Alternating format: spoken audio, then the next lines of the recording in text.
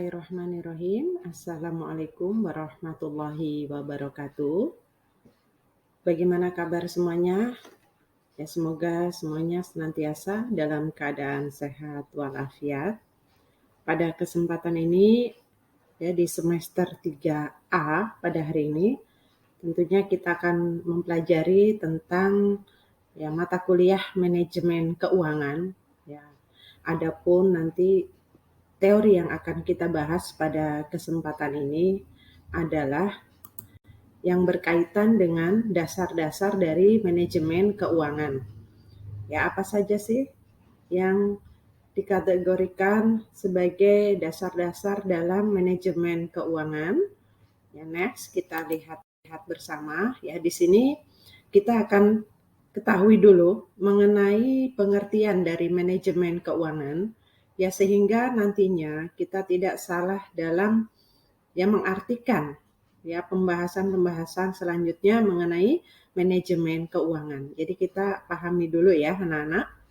Jadi di sini mengenai pengertian dari manajemen keuangan adalah segala aktivitas yang berhubungan dengan keputusan pengelolaan keuangan dan aset keuangan. Ya, jadi ingat ya, jadi keputusan pengelolaan keuangan dan aset keuangan yang tentunya memiliki sebuah tujuan utama dari aktivitas manajemen keuangan itu adalah untuk memperoleh keuntungan yang maksimal atau biasa disebut dengan profit ya, melalui sumber daya keuangan yang tersedia.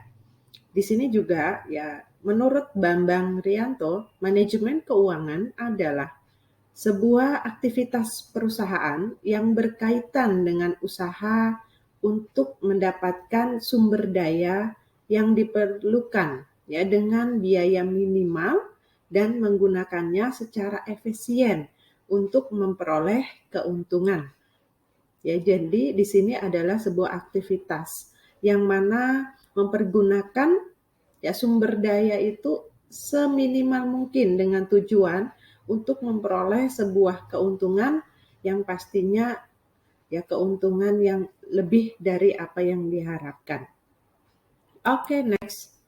Ya, di sini kita akan melihat ada ruang lingkup dari manajemen keuangan. Sini ada 3. Yang pertama adalah keputusan pendanaan, kemudian yang kedua ada keputusan investasi, dan yang ketiga ada keputusan pengelolaan aset. Kita lihat dulu yang poin pertama yang berkaitan dengan keputusan pendanaan itu ya seperti sumber dana internal maupun eksternal ya lengkap dengan cara memperolehnya. Jadi sumber dana ya yang tentunya berasal dari dalam perusahaan itu maupun di luar dari perusahaan itu. Kemudian yang selanjutnya adalah keputusan investasi. Ya, ini merupakan salah satu keputusan penting, yakni dalam hal proses pendanaan modal pada berbagai aktivitas investasi yang tentunya kita lihat lagi kepada tujuan utama dari sebuah perusahaan itu adalah untuk memperoleh profit atau sebuah keuntungan. Dan yang selanjutnya di sini keputusan pengelolaan aset yang merupakan langkah manajemen yang berkaitan dengan pengelolaan aset secara efektif dan efisien yang sesuai dengan tujuan dari manajemen dan perusahaan. Apa itu tadi tujuannya? Ya, tujuannya adalah untuk memperoleh profit. Oke, next. Ya, kita lihat ya apa sih sebenarnya fungsi dari manajemen keuangan. Ya, kita melihat bahwa secara umum fungsi dari manajemen keuangan itu adalah di sini ada 5 poin. Yang pertama sebagai perencanaan, yang kedua sebagai alokasi dana, dan yang ketiga kontrol, yang keempat pemeriksaan atau auditing, kemudian laporan ya, reporting. Ya, di sini ada laporan. Apa sih sebenarnya yang menjadi tujuan dari manajemen keuangan? Ya, kita lihat di sini ya ada beberapa tujuan dari manajemen keuangan. Yang pertama adalah tentunya memaksimalkan keuntungan. Itu yang menjadi salah satu tujuan utama dari aktivitas yang dilaksanakan di dalam sebuah perusahaan atau organisasi, yang pastinya adalah untuk mendapatkan sebuah profit atau keuntungan. Kemudian menjaga arus kas, mempersiapkan modal, memaksimalkan manfaat keuangan perusahaan, mengoptimalkan ya kekayaan perusahaan, meningkatkan efisiensi, yang memastikan stabilitas perusahaan, kemudian meminimalisir resiko operasional dan ya mengurangi biaya modal. Next ya, kita lihat di sini ada beberapa tanggung jawab dari manajer keuangan. Ya, ada 4 poin ya, tanggung jawab dari manajer keuangan. Ya, yang pertama di sini akan mengkoordinasikan pengontrolan dana perusahaan, tanggung jawab dari manajer divisi. Ini sendiri harus mampu mengkoordinasikan ya pengontrolan dana perusahaan. Jadi yang pertama itu adalah ya bagaimana mengontrol dana perusahaan. Kemudian yang kedua itu adalah mengelola ya fungsi akuntansi yang ada. Ya, jadi bagaimana mengelolanya? Ya selain bertugas mengontrol dana perusahaan, tentunya tanggung jawab yang dibebankan adalah bagaimana seorang manajer keuangan ini mampu mengelola fungsi dari akuntansi yang telah ditetapkan di dalam perusahaan tersebut. Dan yang selanjutnya adalah merencanakan dan mengembangkan sistem keuangan perusahaan. Ya, jadi itu juga merupakan ya tanggung jawab dari seorang manajer keuangan ya. Ya, bagaimana bisa mengembangkan sistem keuangan di dalam sebuah perusahaan. Dan yang terakhir tentunya harus bisa memastikan ya bagaimana jalannya efisiensi kerja dari perusahaan tersebut. Ya, selain mengontrol dana perusahaan, kemudian mengelola fungsi akuntansi, bisa mengembangkan ya sistem keuangan dalam perusahaan, dan yang terakhir tentunya bisa yang menjalankan efisiensi kerja yang baik di dalam perusahaan tersebut. Ya, itu tadi tanggung jawab. Sekarang kita akan melihat ya tugas dari manajer keuangan. Apa saja sih tugas yang harus dilakukan oleh seorang manajer keuangan? Ya, di sini ada beberapa.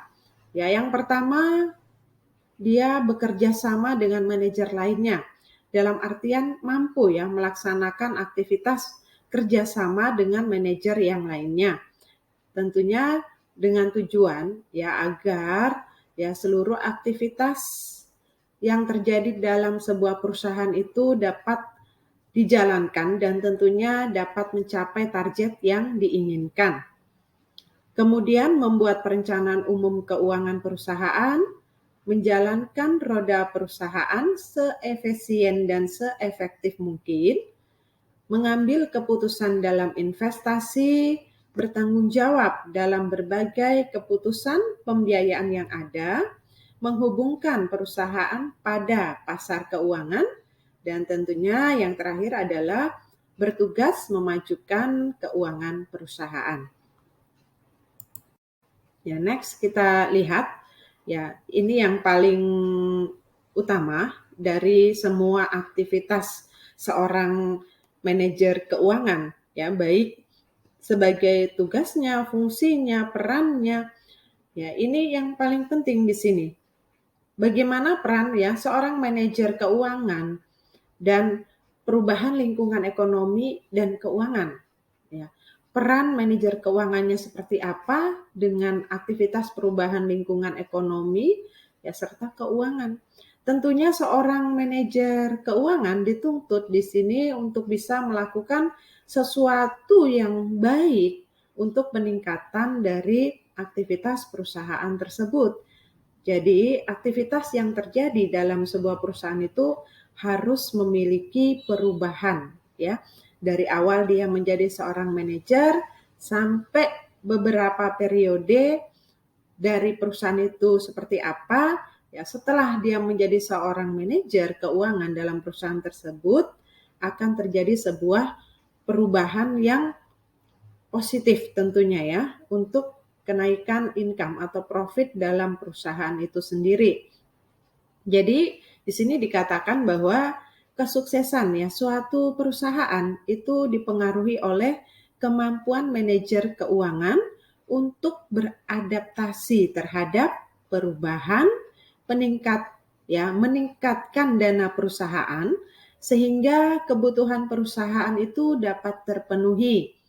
Apabila perusahaannya dapat dikembangkan dengan baik oleh seorang manajer keuangan, maka pada gilirannya kondisi perekonomian secara keseluruhan juga akan menjadi lebih baik. Ya, jadi ini merupakan peran utama dari seorang manajer keuangan adalah untuk bagaimana yang bisa memajukan perusahaannya ya dan juga bisa meningkatkan dana perusahaan ya berdasarkan atas ya aktivitas perubahan-perubahan yang terjadi di dalam perusahaan itu sendiri. Oke? Terima kasih. Ya, itu tadi adalah materi perkuliahan kita pada hari ini. Ya, semoga adik-adik semua bisa menyimak dengan baik. Ya, next, ya jika ada pertanyaan atau hal apa yang belum jelas, maka nanti bisa kita diskusikan bersama di dalam kelas pembelajaran ini. Terima kasih. Billahi taufiq wal hidayah. Wassalamualaikum warahmatullahi wabarakatuh.